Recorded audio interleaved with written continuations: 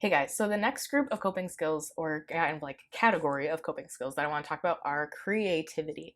So these are some great techniques to use if you have a little bit more time to dedicate to a coping skill. Like maybe you have more than 5 minutes to do something like this. This would be great if you're at home or even in like a therapy setting or at a friend's house or a family member, anywhere where you feel a little bit more safe and comfortable to spend more time and maybe be a little bit more vulnerable. So the first one is journaling. And this is one that I encourage my clients to do all the time.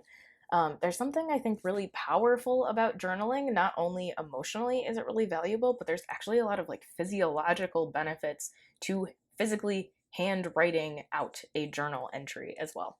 There's something about just putting our thoughts and our feelings down on paper, even if it doesn't make sense, just kind of getting it out somewhere and allowing ourselves to have that kind of creative outlet where we can just sort of spew or like verbal vomit.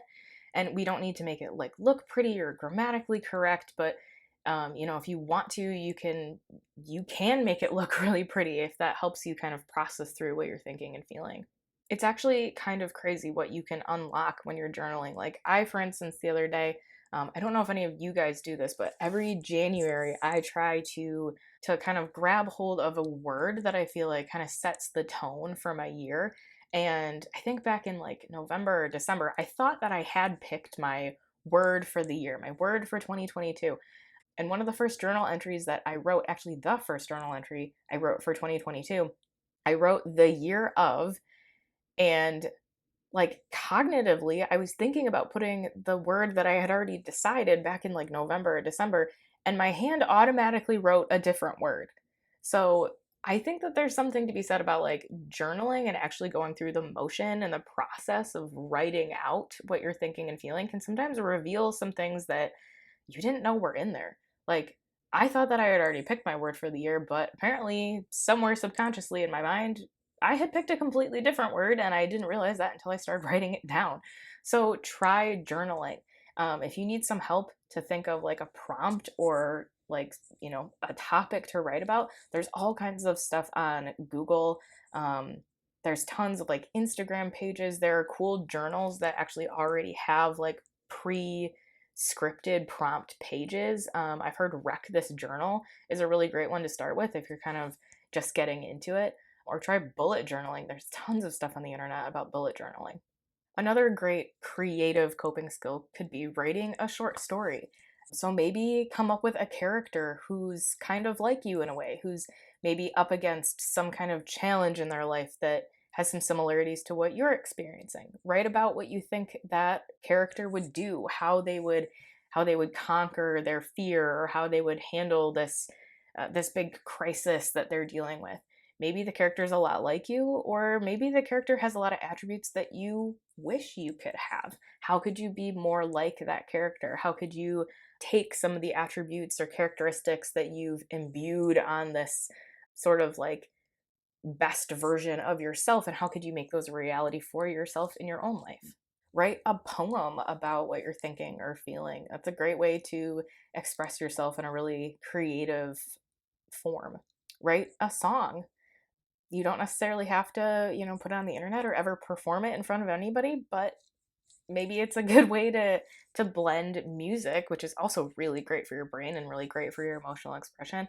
It's a cool way to blend music with what you're dealing with, and maybe if you do ever get up the courage to perform that song or put it on the internet, it could touch somebody else's life too. Which brings me to the next one is play an instrument. Maybe this is like an instrument like the piano or the cello or the flute or something that like you really feel like you connect with. Like it's almost an extension of your own body. Or maybe try learning a new instrument for the first time if you're trying to kind of get out of your comfort zone and kind of stretch your brain in a new way to connect with something outside of yourself that can kind of create this beautiful way of expressing what you're feeling on the inside. Put sound to an emotion.